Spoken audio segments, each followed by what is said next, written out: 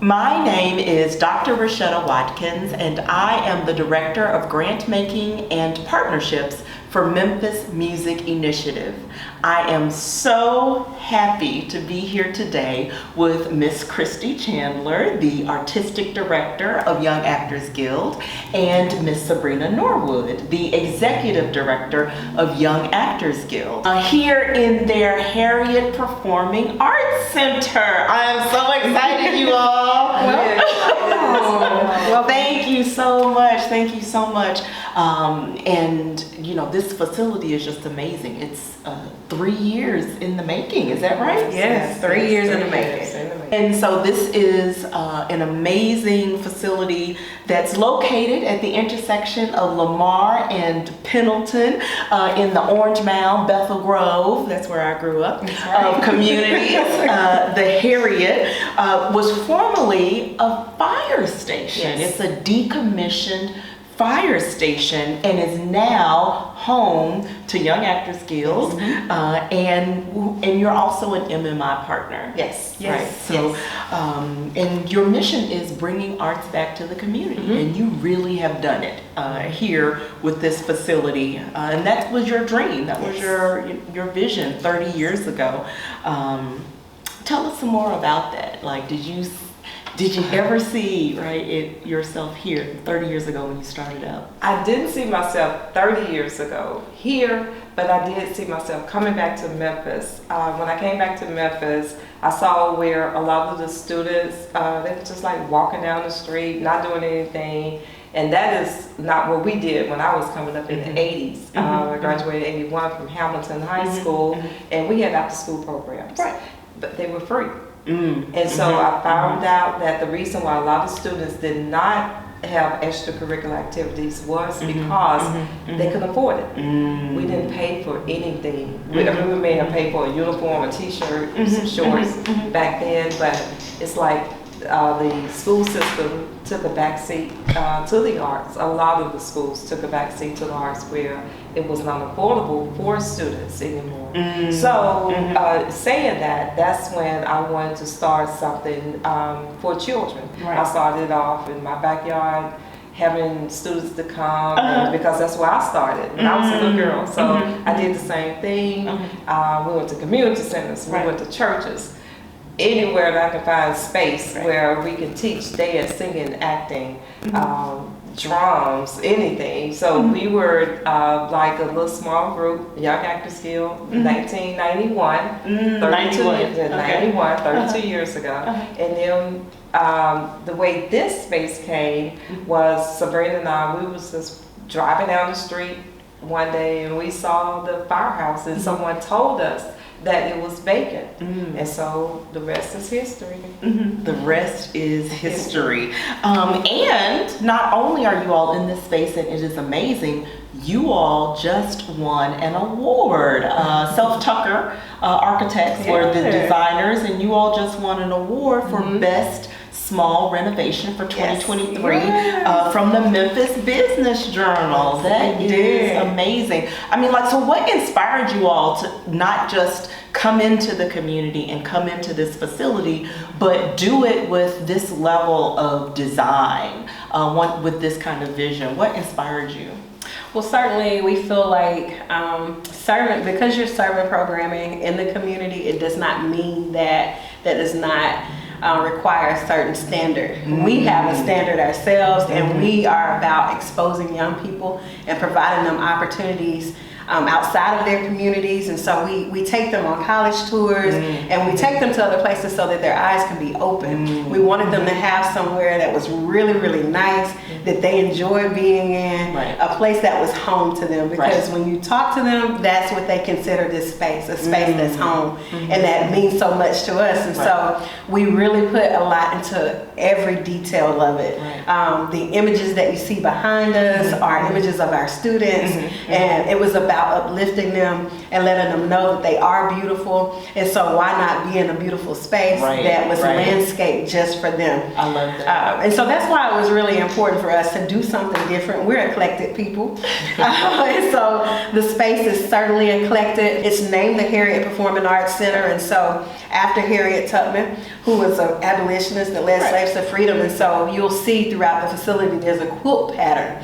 And that quilt pattern is tying in that heritage, the importance of Harriet, the importance of the Underground Railroad, which we are structured to be now for students to lead them to freedom through the arts. Oh, that is so beautiful. We talk about representation matters. And so you all have taken that to the next level to demonstrate like our community deserves to have beautiful spaces as well, and spaces that really reflect our history, heritage, and culture. Yes, and it makes us feel so good. Oftentimes when students are within our conference room, they have a seat. When we have meetings in there, it's just the way that they sit in the chair, like, I'm in the big office now. Or even when they're in the dance room and they're looking at themselves in the beautiful mirrors, it really provides them another set of motivation. And that's what we want to do. We want to be able to motivate them intrinsically and also on the exterior so that they know, wow, guess what? I can do this too. These are two people who look like me and I'm able to do this work. So that is beautiful. That is beautiful. Can you tell me a little bit more about Young Actors Guild, your mission, and what programs do you offer, and how has being in this facility, helped you to, add to that, to the people? How has it helped you add to the people you serve and the programs you're able to offer? Well, let's start at the beginning. Like Ms. Chrysti said, we were founded in 1991, and we were founded to impact, to inspire, and engage young people in all areas of the arts, ages 3 to 17. Why did we do that age? Because we wanted feeder programs into our larger programs so that children are trained and they're provided the tools in order to be amazing. We essentially just hone the natural talents that they have. Our young people are creative by nature. Oftentimes they may know it and sometimes they may not. And so we use really creative programming to bring out different aspects of their character, to bring out different aspects of their leadership skills.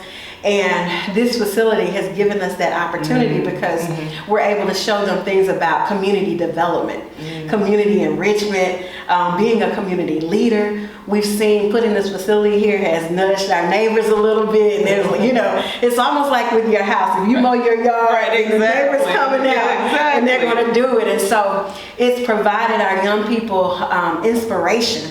To say, wow, I'm going to the Harriet today. And that's really, really great. And so this facility has strengthened our relationship within the community. Our organization has naturally been a word of mouth organization. And so when we open those gates to the facility, we have people that come in and especially in this community, and they're like, what is going on here? We see you have water slides one day, you guys have water balloons the next, and then we're here in drumming and dancing the next. So what all is going on? Food trucks. And so it's a hodgepodge of things that expose our young people and that enrich them right where they are, which is in the community. It was important for it to be accessible to young people, and then for us to have a home that we don't have to worry about. We've leased facilities for years, and so you had a limited amount of time, like we were in from 5 to 7 and you have to be out at that time. That became an issue for us because sometimes creatives don't sometimes that creative we don't operate on schedules oftentimes. So being in our own space, we're able to set our own schedules. Our young people can be here. Some of our young people oftentimes deal with things intrinsically and mentally, and they need time to be in a space and just to think and be creative. And they'll say, can we open the studio today? Well, if we were leasing the space, that would be an issue. But because we own this space now, there's no issue at all. We can meet them here and allow them an opportunity to use that negativity that they're feeling and express it in a positive way. And so it's really provided our organization an opportunity to really grow. It's enriched our organization. So tell me a little bit about this renovation. Like we said, it used to be a fire station and it was painted red. It was red brick. When I was growing up, with white trim and with the big magnolias outside. And so you all have really transformed this area from the portico, Black Legacy Matters, portico, all the way through. I remember walking in here, and this was like, the reception area. There were desks crammed, really crammed.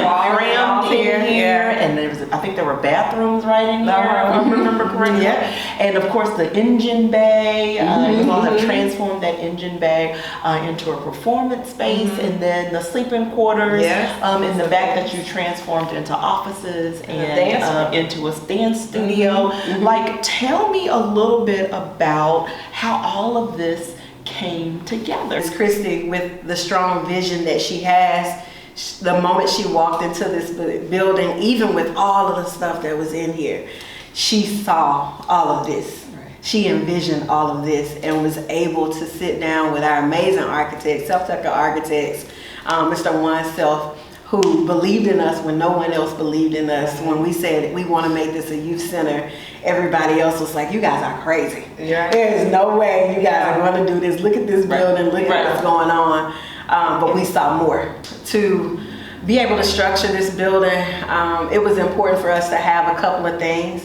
We love to eat. Children love to eat. So having a kind of like a prep kitchen, that was important for us to be able to have, because we love to serve children when we have programming. So that was important.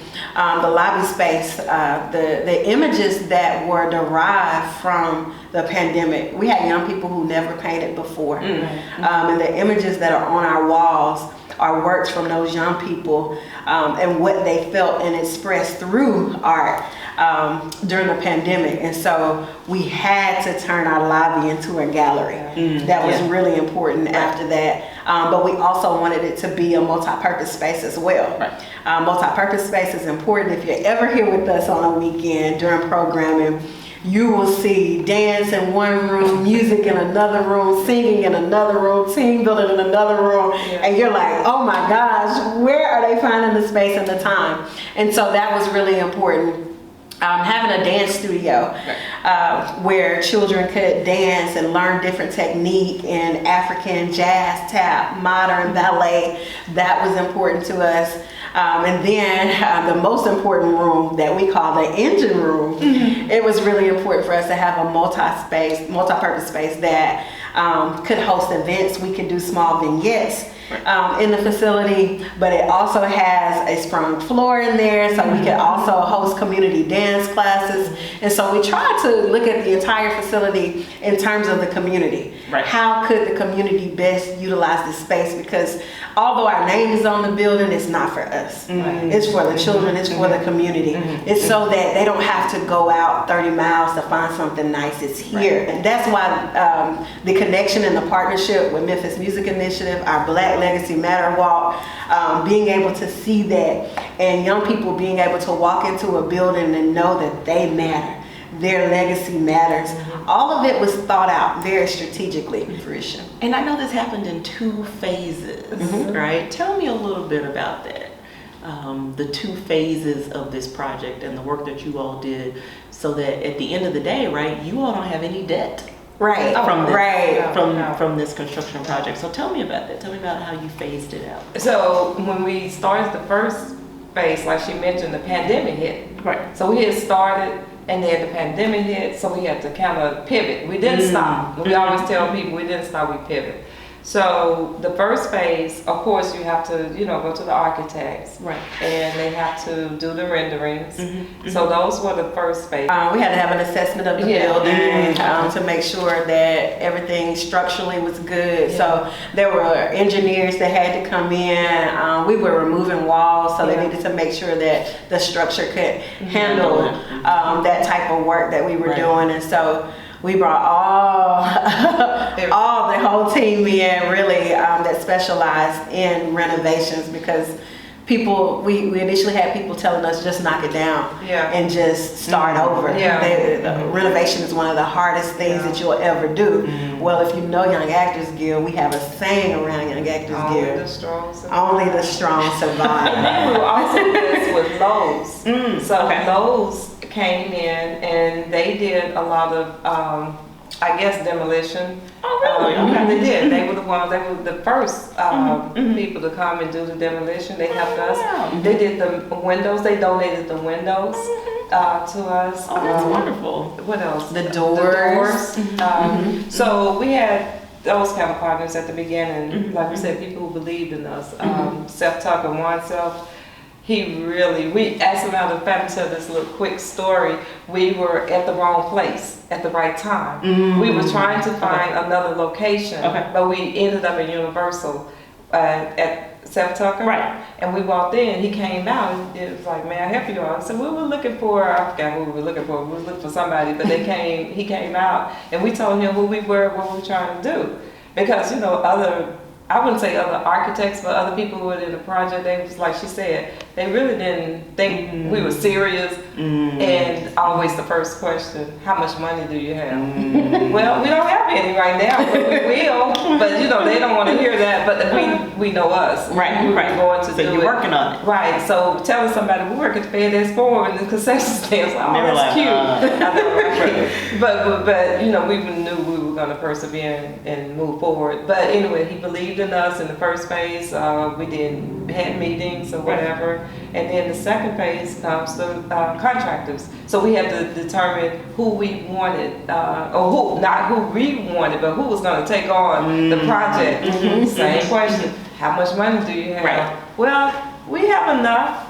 So at this time, we found out we got to play like you have the money. So this time, I love it. you want to write a check today? Didn't have a penny. Right.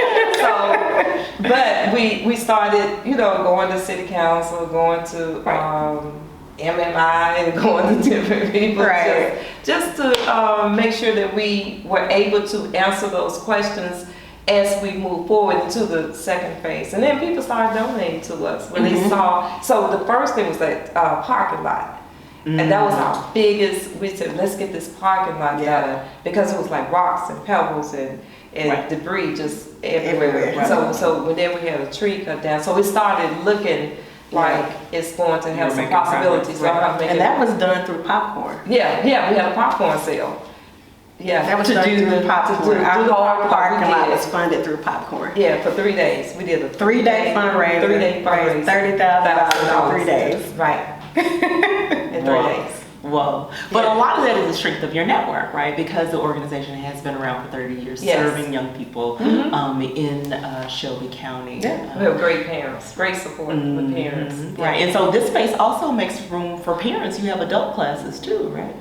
We do have adult classes, but they are professional development. Like, we do like self-defense, money matters, yoga, yoga, African dance, Pilates. And you have a parent council. Absolutely. Yes. So has the building, do you think the building has made it easier for parents to be a part of what you're doing now? Yes, because they hang out all day too. Yeah. Now there's space for them to hang out. Yeah, that's what we want, because we have a conference room. We put the TV in the conference room so they can do their work. Some just hang out. We have grandmoms, and that's the cutest. So we put the little chairs in the kitchenette for them, because some of them are canes or whatever, and they just sit and they just want to watch, because that's therapy for the elderly, to be around children. So it has helped a lot. Yeah. So the first phase was really grassroots fundraising. Second phase, we had we considered the second phase, we had enough under our belt. We had something to show for the work that we have done, so they could come on the inside, even though the outside was not completed.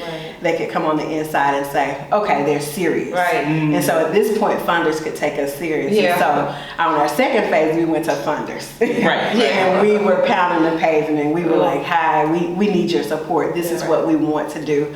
And so we had the amazing opportunity to sit before many funders, and certainly Memphis Music Initiative was one of those. And we had some really real and candid conversations regarding what the impact and what the capacity would look like to be able to do a project like this within the community. And we had some people who got behind the work that we were doing, and they could see that impact. And that's how we really were able to get the second phase completed.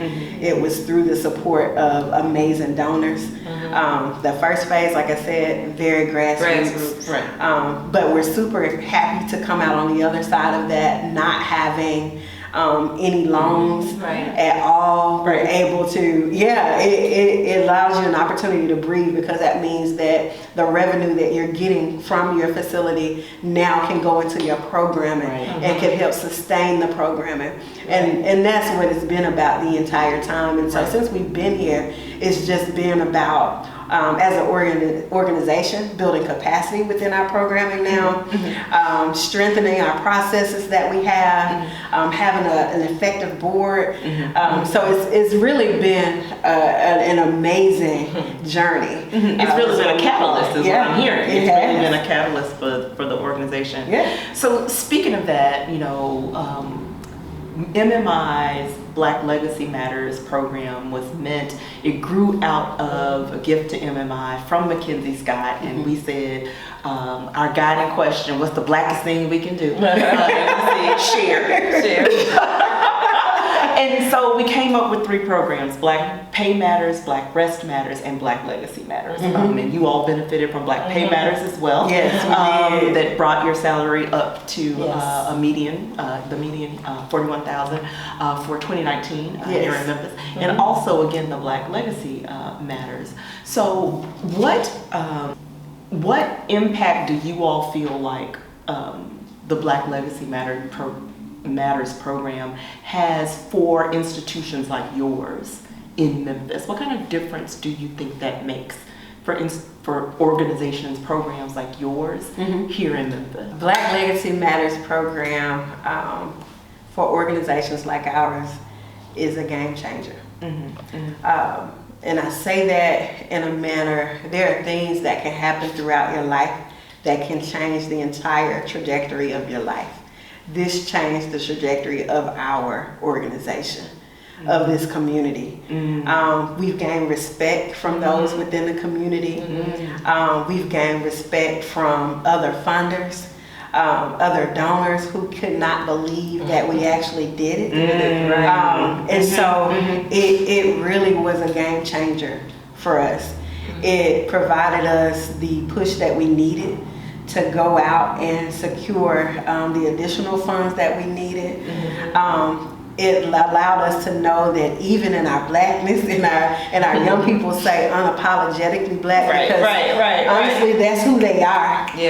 At the core, that's who they are. That's who we are, and we cannot run from that. But it gave us a platform to say, wow, to be black, 2 black women, trying to do something amazing in this world is oftentimes hard. And you don't always get a win, but Black Legacy Matters was a win for us. So thinking about, and I want to hear from both of you. So thinking about this building, the ways that it has allowed the organization to grow, your programming to grow, what do you all see as your legacy in the lives of young people? I know for me, what I want to see, or what I do see, actually I do see it. I have students who have come to me and said, hey, I want this summer wants to write a play for the summer. And so because I try to instill a lot of things in students art-wise, literacy or writing, spoken word, all that, I try to get them an opportunity to go out on a limb and do it themselves. What I'm saying are the little Christies. Not just me, but because they are more innovative now, because they have been exposed. Technology, right, exactly. Because I just have that right brain. They call it the right brain, the creative. They have the left and the right, so they have something that I didn't have. So the fact that they have both just imagine how far they can go. Right. You know, so that's what I'm trying to start now, teaching them Right. to be boss ladies. And And what about you? What do you see? And what I see in terms of legacy, and certainly Black legacy with the young people that we work with, I see a couple of things. I see some entrepreneurship that will develop out of this because they were able to see it firsthand unfold in front of them. I see young people that will come through this program, and we gladly celebrate a 98% graduation rate from college. And so that means that we're preparing young people for the next phase of their life, and that's legacy. Right. Pushing them forward, and hopefully young people that will come back and give back to this amazing program that is giving so much to them. We oftentimes see young people that have not seen legacy within their families. They are the legacy in terms of the first to go to college, the first to graduate college. And all of that starts in community organizations that give them a fighting chance and that say, you can do it and you can be someone. We remind them all the time. And they say it, that only the strong survive. Right. And it's important when you're building legacy because other things will say, sell the property. Sell the building, get the money. Sell your parents' house. Don't keep it for your family. Sell the land. Right. You know, and so I think with this organization, we're helping them to build legacy, not only with Young Actors Guild, but in the lives of their families. We're helping to teach them about financial literacy, things that you can do to help move your families forward, to help sustain your families, to help sustain your communities. And so that's what it means for me to see the Black community as a whole move forward. It's beautiful. Now let's think ahead. What are your plans for this space and for Young Actors Guild? What's next? What does the future hold? Well, we just finished this renovation and we are busting out the seams. Already? Yes, already. So we have a waiting list right now. And so it's been amazing. How can you turn a young person away? Right. We can't. We have about 70% of our students that come to our program and that are scholarship. And we don't want to put a limit or a cap on those that we're able to serve. And so our next phase is we're expanding on this property. The future holds an expansion. Yes, the future holds an expansion for Young Actors Guild because it matters to us that young people get this training. We always say that the arts is an opportunity to get them through the door, but the real work starts when they get through these doors. What type of character do I have? And anything that you do, Ms. Chrysti and I always say 10% is talent. 10% of what you do is the talent. And then the other 90% is your character and what you bring to the table. And that's just the nature of the beast. So being able to conduct yourself in that manner, Young Actors Guild is, we're growing. We're expanding to more communities. We would love to be able to have a Young Actors Guild in every community in Memphis. Yeah, that's where we are. We are expanding.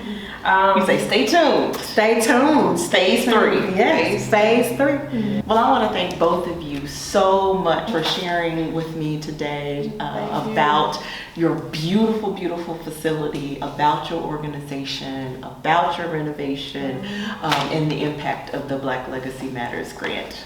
thank you. Thank you so much. We really appreciate it. Yes, thank you.